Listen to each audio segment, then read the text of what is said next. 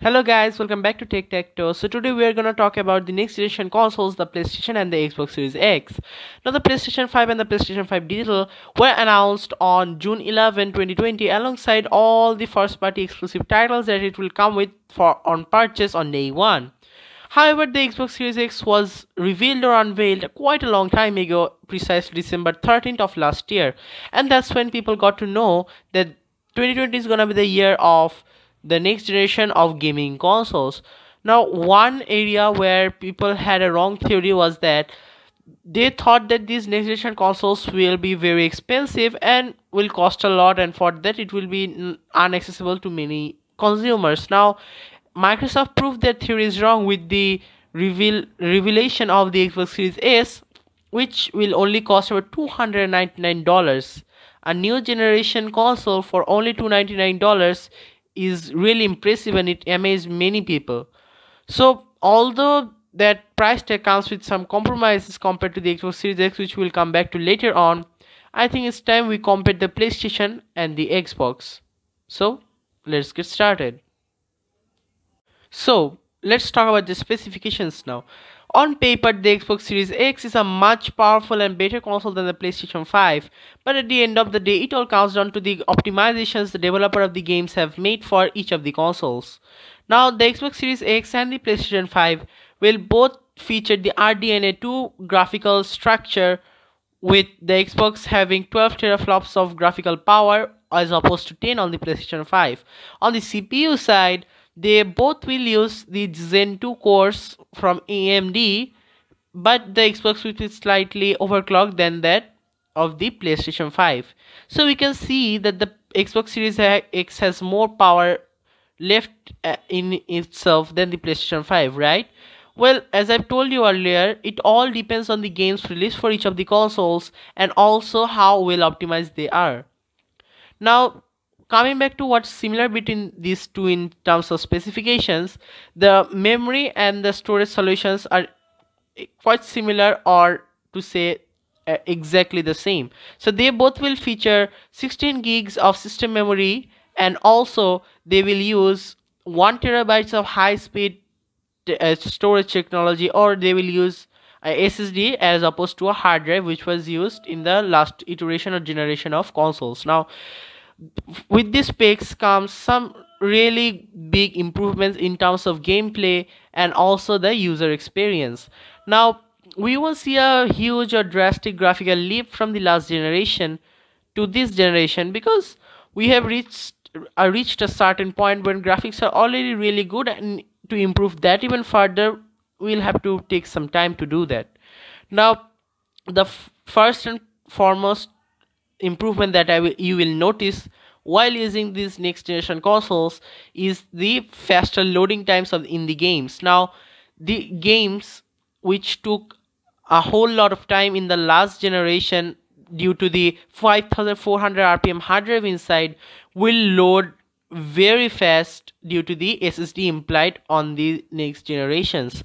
The SSD is quite fast and literally cuts down the loading times in half, as shown by many YouTubers on their hands-on video with the Xbox Series X, and we can expect the same with the PlayStation 5s.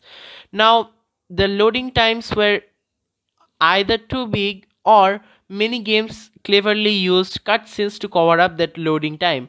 Now, in this generation, games will be optimized such that they can move through levels and places without any loading times, and it will all feel just a tad bit faster. Games such as Red Dead Redemption 2 and Grand Theft Auto 5, which have large maps and took about 2 minutes to load in the last generation, will load in seconds this time. So now that we know the specifications of both these consoles, let's talk about the game library. Now, as usual, the games which will be released as a first party exclusive to both these consoles will always be different as usual, and thus the key releases for these are for the PlayStation it's Miles Morales, Gran Turismo 7, and also along with that comes Horizon 2. Now, the key releases for the Xbox are Hellblade 2, Halo Infinite, and also Forza Motorsport 8. Now, there will also be some cross-platform games and also some last generation cross platform games which will optimize much better for this generation, for example Fortnite, Minecraft, and etc. Okay, now let's talk about the gameplay a bit. So the gameplay is gonna be way improved than last year. For example, as shown by many YouTubers on their hands-on video with the Series X, we have seen that games that used to run at like 40 to 50 frames per second on 1080p or even 30 on 4K on last generations will run at a smooth 60 frames per second at 4K this time. And both these consoles are targeting 8K at up to 120 frames per second. Now, going up to 8K and 120 frames per second is gonna be something that we'll notice in the long term, because we don't have that technology ready yet, because we cannot do high refresh rate or high resolution at the same time, and we even don't have that much 8K monitors or TVs available to us right now at a consumer level. So with the existing resolutions, the gameplay will be way smoother than last generations. Now, games like Hitman, Grand Theft Auto, Red Dead Redemption will really take the advantage of the performance graphical horsepower that these consoles have inside them. And we have seen that at 4K, most of these games are being able to run at 4K resolution without any hesitation or breaking a sweat.